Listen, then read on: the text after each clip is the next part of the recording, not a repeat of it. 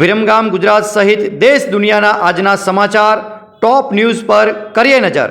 નમસ્કાર, આપ નિહાળી રહ્યા છો CMM ભારત। ત્રિપદા એજ્યુકેશન ટ્રસ્ટ વિરમગામ દ્વારા પે સેન્ટર કુમાર શાળા નંબર 1ના ધોરણ 1 થી 4ના તમામ બાળકોને નોટબુકનું વિતરણ કરવામાં આવ્યું હતું। તમામ ભૂલકાઓ અને શાળા પરિવાર દ્વારા જગદીશભાઈ જોશી, ત્રિપદા સ્કૂલના આચાર્ય ચારુલતાબેન અને ત્રિપદા એજ્યુકેશન ટ્રસ્ટનો આભાર વ્યક્ત કરવામાં આવ્યો હતો।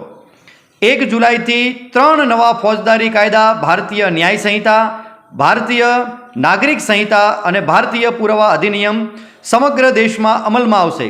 25 ડિસેમ્બર 2023ના રોજ રાષ્ટ્રપતિએ 3 બિલોને તેમની સંમતિ આપી હતી। 1 જુલાઈથી દાયકાઓ જૂના ભારતીય દંડ સંહિતા IPC, criminal procedure code CRPC અને ભારતીય પુરાવા અધિનિયમમાં ફેરફાર કરવામાં આવશે। કેન્દ્રીય ગૃહ પ્રધાન અમિત શાહે ઓગસ્ટ 2023માં લોકસભામાં આ 3 કાયદાઓને બદલવા માટેનું બિલ રજૂ કર્યું હતું। આઝાદી પહેલાં બનેલા આ કાયદા હજુ પણ કાર્યરત છે। વિરમગામ નગરપાલિકા ખાતે ભારતીય જનતા પાર્ટી વિરમગામ શહેર યુવા મોરચા દ્વારા બ્લડ ડોનેશન કેમ્પનું આયોજન કરવામાં આવ્યું હતું, જેમાં રક્તદાતાઓએ સ્વૈચ્છિક રક્તદાન કર્યું હતું। આ કાર્યક્રમમાં અમદાવાદ જિલ્લા યુવા મોરચા મહામંત્રી પ્રતિક પટેલ, વિરમગામ શહેર યુવા મોરચા પ્રમુખ તીર્થ પટેલ, મહામંત્રી, કોષાધ્યક્ષ અને હિતેશ મુનસરા સહિતના લોકો ઉપસ્થિત રહ્યા હતા। મુખ્યમંત્રી ભૂપેન્દ્ર પટેલની ઉપસ્થિતિમાં institute of town planners India Gujarat ચેપ્ટર્સની દ્વિદિવસીય કોન્ફરન્સનો પ્રારંભ। વેસ્ટર્ન ઝોનની આ કોન્ફરન્સમાં ટાઉન પ્લાનિંગ અને અર્બન ડેવલપમેન્ટ સાથે જોડાયેલા લોકો સહભાગી બન્યા। મુખ્યમંત્રી ભૂપેન્દ્રભાઈ પટેલે જણાવ્યું હતું કે નરેન્દ્રભાઈ મોદી ત્રીજી વખત દેશના વડાપ્રધાન બનતા આગામી 5 વર્ષમાં આપણે દરેક ક્ષેત્રે આત્મનિર્ભર બનીશું।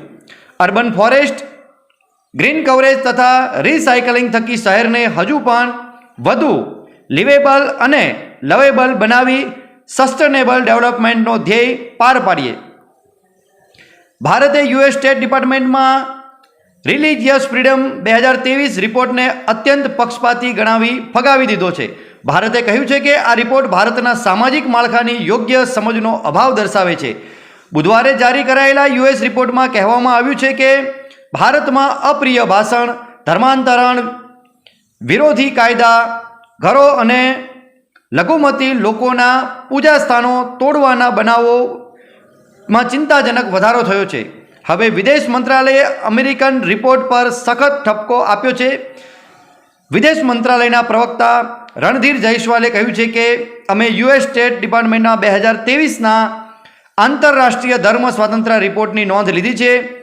અગાઉની જેમ અહેવાલ અત્યંત પક્ષપાતી છે, ભારતની સામાજિક સમજનો અભાવ છે અને મત બેંક પ્રેરિત છે, તેથી અમે તેને નકારીએ છીએ।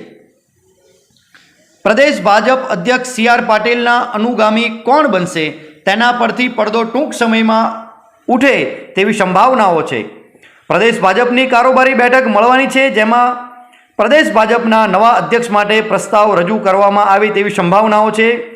બીજી તરફ પૂર્ણેશ મોદીએ દિલ્હીમાં કેન્દ્રીય ગૃહમંત્રી અમિતભાઈ શાહ અને ભાજપના રાષ્ટ્રીય અધ્યક્ષ JP નડ્ડા સાથે મુલાકાત કરી છે, જેની તસવીરો હાલ સોશિયલ મીડિયામાં વાયરલ થઈ રહી છે।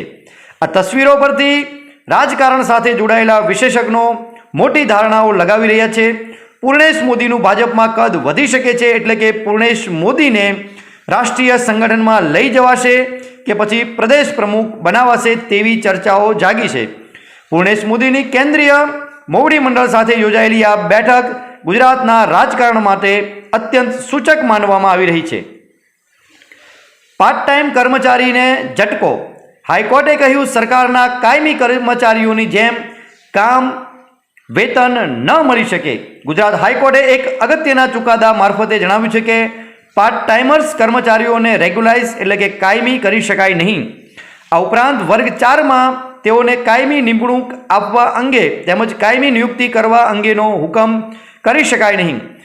જામનગરની પશ્ચિમ ગુજરાત વીજ કંપની લિમિટેડની સર્કલ ઓફિસમાં ફરજ બજાવતી એક સફાઈ કર્મચારીને કાયમી કરવા અંગેના જામનગર સિવિલ જજ અને જોઈન્ટ ડિસ્ટ્રિક્ટ જજના હુકમને જસ્ટિસ JC દોશીએ રદબાતલ ઠેરવતા આ મહત્વનો ચુકાદો આપ્યો હતો।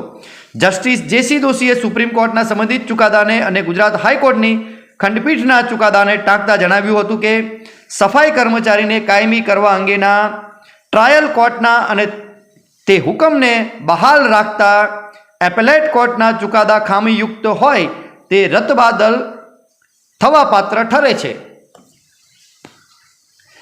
અમેરિકાના પ્રમુખ પદની પ્રથમ ડિબેટના સર્વેનું પરિણામ જાહેર થયું છે. Biden 0, Trump 1. CNN નો મતદાન સર્વે દર્શાવે છે કે 67% લોકો મતદારોએ ટ્રમ્પની તરફેણ કરી છે, જ્યારે બાઇડન ટ્રમ્પની ડિબેટ પછી માત્ર 33% બાઇડનને મળ્યા છે. ન્યૂયોર્ક ટાઈમ્સે ટ્રમ્પની વિજેતા જાહેર કર્યા અને સુસંગતતાના અભાવ માટે બાઇડનની ટીકા પણ કરી. મતદારોએ CNN ને કહ્યું છે કે તેમના દેશનું નેતૃત્વ કરવાની બાઇડનની ક્ષમતામાં કોઈ વાસ્તવિક વિશ્વાસ નથી. દરમિયાન અમેરિકામાં બાઇડનને બદલે કોઈ બીજા ઉમેદવારને મૂકવામાં આવી તેવી ચર્ચાઓ શરૂ થઈ ગઈ છે. મિશેલ ઓબામા, કમલા હેરિસ સહિત 5 થી 6 નવા નામની ચર્ચા થઈ રહી છે. વાત ક્રિકેટની કરીએ તો આજે T20 વર્લ્ડ કપ 2024નો ફાઇનલ મેચ ભારત અને આફ્રિકા વચ્ચે રમાનાર છે. ત્યારે ક્રિકેટનો રોમાંચ ચરમસીમાએ પહોંચી ગયો છે. ભારત 17 વર્ષ બાદ બીજી વખત ટૂંકા ફોર્મેટમાં વિશ્વ ચેમ્પિયન બનવા માગશે, જ્યારે આફ્રિકાની ટીમ પ્રથમ વખત T20 વર્લ્ડ કપમાં પોતાને નામે કરવા મેદાને ઉતરશે. બંને દેશો વચ્ચે ખરાખરીનો ફાઇનલ જંગ જોવા મળી શકે છે. વર્લ્ડ કપની ફાઇનલ બાર્બાડોસના બ્રિજટાઉનમાં કિંગસ્ટન ઓવલ ખાતે રમાનાર છે. આ સ્ટેડિયમમાં 32 T20 મેચ રમાય છે, જેમાંથી 19 વખત પહેલી બેટિંગ કરનાર ટીમ જીતી છે અને 11 વખત રન ચેસ કરનાર ટીમ જીતી છે, જ્યારે 2 વખત મેચનું કોઈ પરિણામ આવ્યું નથી. ભારત અને આફ્રિકા વચ્ચે રમાનારી મહત્વપૂર્ણ મેચ કોણ જીતે છે તે આજે અથવા તો આવતીકાલે ખબર પડશે. જો વરસાદની શક્યતાઓ નહિવત છે, પરંતુ વરસાદ પડશે તો રિઝર્વ ડે પણ રાખવામાં આવ્યો છે. જીઓ એરટેલ બાદ હવે વોડાફોન આઈડિયાના પ્લાન થયા મોંઘા. ટેલિકોમ કંપનીઓએ 4G 5G સ્પેક્ટ્રમ ખરીદવા મોટા પાયે રોકાણ કર્યું છે, સાથે સર્વિસ પણ રોલ આઉટ કરી રહી છે. તેથી હવે કંપનીઓ ભાવ વધારો કરી રહી છે. રિલાયન્સ જીઓ અને ભારતીય એરટેલ બાદ દેશની ત્રીજી મોટી ટેલિકોમ કંપની વોડાફોન આઈડિયાએ પણ મોબાઈલ ટેરિફમાં વધારો કર્યો છે.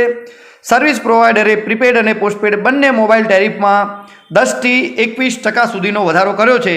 વોડાફોન આઈડિયાના મોબાઈલ ટેરિફમાં વધારોનો નિર્ણય 4 જુલાઈ 2024થી લાગુ થશે. જો આપને ટોપ ન્યૂઝનો અમારો આ કોન્સેપ્ટ પસંદ આવ્યો હોય તો આપ આ વિડીયોની લિંક આપના મિત્રો સુધી શેર કરશો, અને હજુ પણ તમે અમારી યુટ્યુબ ચેનલને સબસ્ક્રાઇબ ન કરી હોય તો આપ અમારી યુટ્યુબ ચેનલ CMM ભારતને સબસ્ક્રાઇબ કરશો, લાઇક કરશો, કોમેન્ટ કરશો અને આ લિંકને આપના મિત્રો સુધી શેર કરશો. CMM ભારત સાથે જોડાયેલા રહેવા બદલ આપનો આભાર.